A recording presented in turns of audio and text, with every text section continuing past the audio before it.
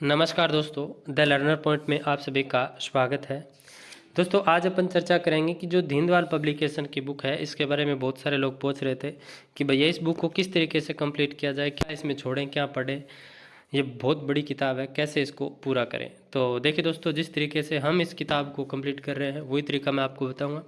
3 topic daily लेते हैं। एक टॉपिक है बड़ा टॉपिक और 2 इसमें से छोटे टॉपिक लेते हैं। कला संस्कृति इतिहास हो गई, ज्योग्राफी है वो आदि हो गई है, अब होने वाली है ज्योग्राफी। तो किस तरीके से इस बुक को है वो कंप्लीट किया जा सकता है, कौन कौन से टॉपिक आपको छोड़ने हैं। तो चलिए वीडियो शुरू करते हैं। ये वीडियो शुरू करूं दोस्तों, इससे पहले यस गुरु ऐप के ऊपर आप राजस्थान जीके की टेस्ट सीरीज है वो चेक कीजिए। इसके अंदर अमृत टेस्ट सीरीज है वो लॉन्च कर दी गई है। केवल 75 रुपये के अंदर 75 टेस्ट है इसमें, यानी 2700 सवाल है। सारे के सारे टेस्ट हैं वो आरबीएसई बोर्ड की, यानी 6 से 10 की जो बुक है राजस्थान अध्ययन की, उन किताबों से कंटेंट उठाया गया है। प्लस कर्मचारी चयन बोर्ड के जो पुराने प्रश्न पत्र आए हैं उनसे प्रश्न उठाए गए हैं। ये संजय पाल चौरान और मुकेश ढाका सर ने पूरा का पूरा ये टेस्ट सीरीज है तैयार की है। इन सर ने पहले भी पिछली रीट के अंदर भी चिराग नाम से एक टेस्ट सीरीज लॉन्च की थी। उस टेस्ट सीरीज में से भी बहुत सारे प्रश्न है वो रिपीट हुए थे। 2021 वाले में बहुत सारे बच्चों ने ले रखी थी, तो उनसे आप जान सकते हैं कि कितना लाभदायक रहा था। और अब भी इन्होंने टेस्ट सीरीज लॉन्च की है। 75 रुपये में 75 पेपर मिल रहे हैं आपको। प्लस इसका फ़ायदा ये हो रहा है कि ये टेस्ट आप डाउनलोड भी कर सकते हैं, यानी डाउनलोड करके प्रिंट निकाल करके आप उनको वैसे भी हल कर सकते हैं। और यदि ऐप में आप करना चाहें तो ऐप के अंदर पीडीएफ फॉर्मेट में वो रहेंगे, वहाँ से भी आप इनको कर सकते हैं। तो चलिए अब बात कर लेते हैं। दीनदयाल पब्लिकेशन की बुक है, ये आपके सामने इंडेक्स है दीनदयाल पब्लिकेशन की बुक का, ये देख लीजिए। सबसे मैं कला संस्कृति की बात करूँगा सबसे पहले। तो देखिए, कला संस्कृति के अंदर आपके पाठ्यक्रम के अनुसार ही आपको टॉपिक पढ़ने हैं। एक्स्ट्रा आपके कुछ भी लिखा हुआ है आपको नहीं पढ़ना तो नहीं पढ़ना। यदि पाठ्यक्रम के अंदर कै लिख करके उन्होंने ख नहीं लिखा फिर ग लिखा है तो आपको ख नहीं पढ़ना है। प्रतियोगी परीक्षा यही बोलती है, कै लिखा है ख नहीं लिखा ग लिखा है तो आपको ख नहीं पढ़ना है, छोड़ देना है। तो देखिए, सबसे पहले राजस्थान के दुर्ग हैं, तो दुर्ग आपको पढ़ने हैं। अब देखिए, दुर्ग का टॉपिक है वो थोड़ा बड़ा दिया हुआ है, 2 से लेकर 38 पेज है। तो इनमें से आप कॉमन सेंस लगा करके पीछे के एग्ज़ाम का एनालिसिस करके, जैसे मेरे पास अशोक सर वाली किताब है तो उसमें से पहले वो मैटर है वो पढ़ लिए, जैसे किले वाले। बाद में उसमें मुझे पता चल गया कि ये किला इंपॉर्टेंट है, ये इंपॉर्टेंट नहीं है, तो वहीं उस किले को मैंने गोला बना लिया। ये किला है, ये बहुत इंपॉर्टेंट है, इसको पढ़ना है। फिर देखिए, राजस्थान के महल पैलेस एवं स्मारक, ये हमें पढ़ना है क्योंकि हमारे पाठ्यक्रम में लगता है।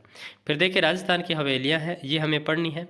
फिर देखिए, बावड़ियाँ हैं वो ज्योग्राफी में दे रखी है, यहाँ नहीं दे रखी, ज्योग्राफी वाले पोर्शन में दे रखी है बावड़ियाँ, तो बावड़ियाँ वहाँ हो जाएगी ज्योग्राफी में।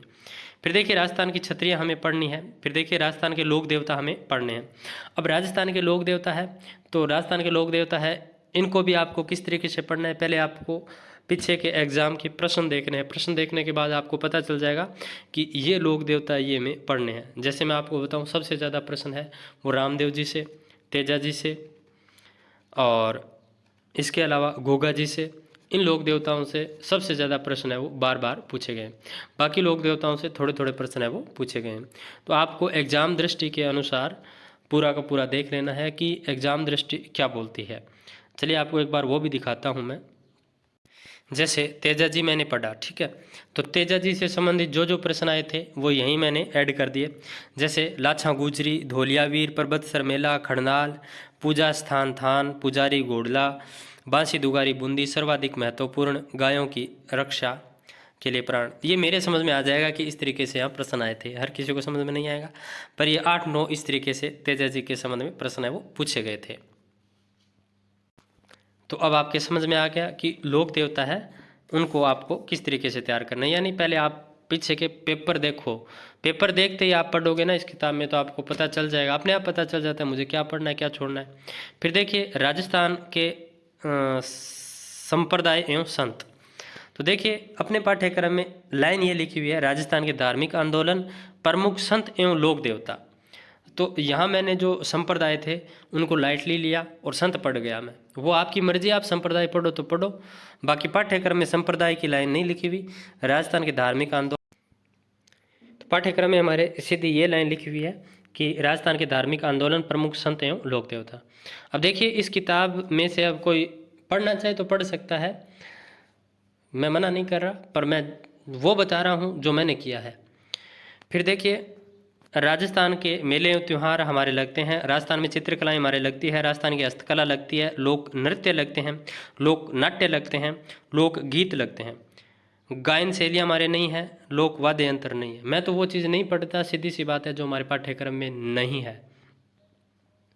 फिर देखिए राजस्थान के आभूषण हमारे हैं, राजस्थान की वेशभूषा व पहनावा हमारे है, राजस्थान की प्रथाएं व रीति रिवाज हमारे पाठ्यक्रम में नहीं है। फिर देखिए राजस्थान की जनजातियां हमारे भूगोल के अंदर है। फिर देखिए राजस्थान की भाषा व बोलियां ये हमारे है, राजस्थान के प्रमुख साहित्यकार, राजस्थान में साहित्य एवं प्रमुख पुस्तकें। देखिए ये टॉपिक मुझे बड़ा लगा था और मुझे ऐसे लगा कि ये मेरे से तैयार नहीं होगा, किताब से तो याद ही नहीं हो रहा था, तो मैंने क्या किया, इनके पीछे के आए हुए प्रश्न हैं उनको तैयार कर लिया। जैसे अशोक सर वाली किताब है तो उस किताब में 200 250 प्रश्न दे रखे, तो मैंने सोचा आना है तो वो यहाँ से आ जाएगा, बाहर जाएगा तो कोई इलाज नहीं है, तो ये वहाँ से तैयार कर लिया।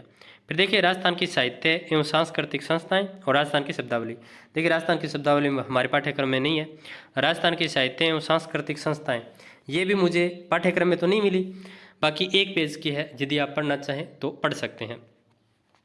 फिर देखिए राजस्थान का इतिहास वाला जो पाठ्यक्रम है, तो राजस्थान की प्रमुख सभ्यता एवं पूरा स्थल। देखिए पाठ्यक्रम में कालीबंगा, बालाथल, आहड़, गणेश्वर ये 4 नाम लिखे हुए हैं, अन्य का नाम नहीं लिखा हुआ है पर इत्यादि लिखा हुआ है, तो इत्यादि के अंदर हो सकता है वो वहाँ से प्रश्न उठा ले। तो अच्छी तरीके से तो आपको कालीबंगा, बालाथल, आहड़, गणेश्वर ये तैयार कर लेनी है, बाकी आपको अन्य है वो थोड़ी थोड़ी इस किताब में से देख लेनी है, ज़्यादा नहीं दे रखी। फिर देखिए राजस्थान का प्राचीन पौराणिक ऐतिहासिक स्वरूप व जनपद युग ये हमारे नहीं लगता है पाठ्यक्रम में। फिर देखिए राजपूतों की उत्पत्ति ये 3 नंबर से लेकर के 11 तक मैंने ये छोड़ दिया है, मुझे क्या देखना है वो मैंने यहाँ लिख दिया। जैसे राजपूतों की उत्पत्ति का एक चार्ट दे रखा है वो मुझे देखना है, वहाँ से प्रश्न आता है। चौहान राजवंश है तो हमारे एसएसटी के अंदर पृथ्वीराज चौहान लगता है, पेज नंबर 41, वो यहाँ से मुझे पढ़ना है, इसलिए मैंने यहाँ पेज नंबर 41 लिख लिया। बाकी यहाँ से मैं राजवंश है वो नहीं पढ़ूंगा, ये राजवंश वाला टॉपिक है, ये सुशील सर के पीछे के मेरे पास नोट्स पड़े थे तो मैंने वहाँ से पढ़ दिया, प्लस 10वीं क्लास की जो किताब है वो मुझे वहाँ से तैयार करने हैं, तो वो मैंने यहाँ पर ऐसे लिख दिया कि वो वहाँ से पढ़ने हैं।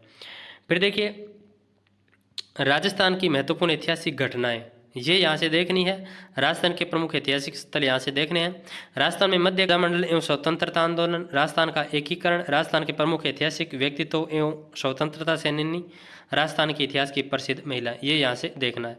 देखिए राजस्थान में सामाजिक एवं राजनीतिक संगठन ये वैसे डायरेक्ट तो नहीं है, लेकिन आधुनिक राजस्थान का इतिहास है उसमें कहीं ना कहीं ये संस्थाएं वगैरह हमारे ये राजनीतिक संगठनों का गठन वगैरह व किसने कब क्या किया तो ये आ जाता है, इसलिए मैंने इसको रख लिया पढ़ने के लिए। तो इस तरीके से यदि आप पढ़ोगे तो आपकी प्रॉब्लम है वो नहीं आने वाली है। देखिए इतिहास के अंदर मैंने 100-150 किताब पेज निकाल दिए इस किताब के, तो इस किताब के पेज बच्चे हैं मेरे पास मान के चलिए 150 पेज बच्चे हैं, और ये जो 150 पेज हैं इनमें वास्तव में बहुत अच्छी चीज़ें दे रखी है, राजवंश में भी बहुत अच्छी दे रखी है, लेकिन इतना हमसे तैयार नहीं होगा, सीधी सी बात है, तो वो मैंने मेरे हिसाब से ये सेट कर लिया। अब देखिए जैसे भूगोल है, भूगोल के अंदर भी एक टॉपिक दे रखा है आपके, बता ही देता हूँ चलिए। जैसे राजस्थान का सामान्य परिचय इस किताब में से तैयार करना है, बहुत अच्छे तरीके से दे रखा है। बाकी सामान्य परिचय हमारे पाठ्यक्रम में तो नहीं है पर पढ़ना पड़ेगा, क्योंकि भूगोल पढ़ रहे हैं तो सामान्य परिचय हमें पता होना जरूरी है। राजस्थान का भौगोलिक विभाजन ये हमारे पाठ्यक्रम में है, हमें पढ़ना है। भौतिक प्रदेश, राजस्थान में जल संरक्षण और जल प्रबंधन ये हमें पढ़ना है। राजस्थान में मानसून तंत्र एवं जलवायु ये हमारे है पढ़ना है। राजस्थान में मिट्टियाँ लगती है हमारे, तो मिट्टियाँ हमें पढ़नी है। फिर देखिए राजस्थान में सूखा व अकाल हमारे पाठ्यक्रम में नहीं है। फिर देखिए राजस्थान की वन संपदा व पर्यावरण ये हमें पढ़ना है, पाठ्यक्रम के अनुसार है। फिर देखिए राजस्थान में जैव विविधता, वन्य जीव एवं अभ्यारण्य ये हमें पढ़ना है। फिर देखिए राजस्थान में कृषि व फसलें, इसमें हमें सिर्फ फसलें पढ़नी है, हमारे पाठ्यक्रम में सिर्फ इतना लिखा हुआ है राजस्थान की कृषि फसलें, तो फसलें ही पढ़ने। फसलों में क्या पढ़ना है कि जैसे कौन सी फसल है वो किस ज़िले में होती है, कितनी वर्षा की आवश्यकता होती है, कौन सी मिट्टी के अंदर फसल होती है और कौन सी फसल ज़्यादा कम, इस तरीके से हमें फसलों को तैयार करना है। फिर देख लीजिए राजस्थान में अफवातंत्र नदियाँ हमारे लगती है, राजस्थान की झील व बावड़ियाँ ये हमारे लगती है। फिर देखिए राजस्थान में बांध व सिंचाई परियोजना वगैरह ये नीचे वाले टॉपिक ये मुझे टफ लगे, तो मैं मेरे हिसाब से इनको अदर कहीं से करूँगा। बाकी यहाँ से आप तैयार कर सकते हो, कोई दिक्कत नहीं है। पर मैंने मेरे हिसाब से इनको अलग तरीके से रख लिया है कि ये टॉपिक है भी मुझे अन्य जगह से तैयार करने हैं। बाकी इनमें से मैंने 3 टॉपिक लास्ट के पढ़े भी थे, पर ये जो लास्ट वाले टॉपिक है जैसे खनिज है, ऊर्जा संसाधन वाला, राजस्थान में पर्यटन, परिवहन, जनगणना, ये अदर जगह से तैयार करूँगा। तो बाकी इस तरीके से आप इस कंटेंट को है वो तैयार कर सकते हैं। मैंने मेरी तरफ से आपको बेस्ट बताने की कोशिश की है, कुछ भी नहीं छुपाया है, जो था वो रियल तरीके से मैंने आपको बताया है। आई होप ये वीडियो आपको अच्छा लगा होगा। अच्छा लगा तो लाइक करना, अपने दोस्तों में शेयर ज़रूर करना।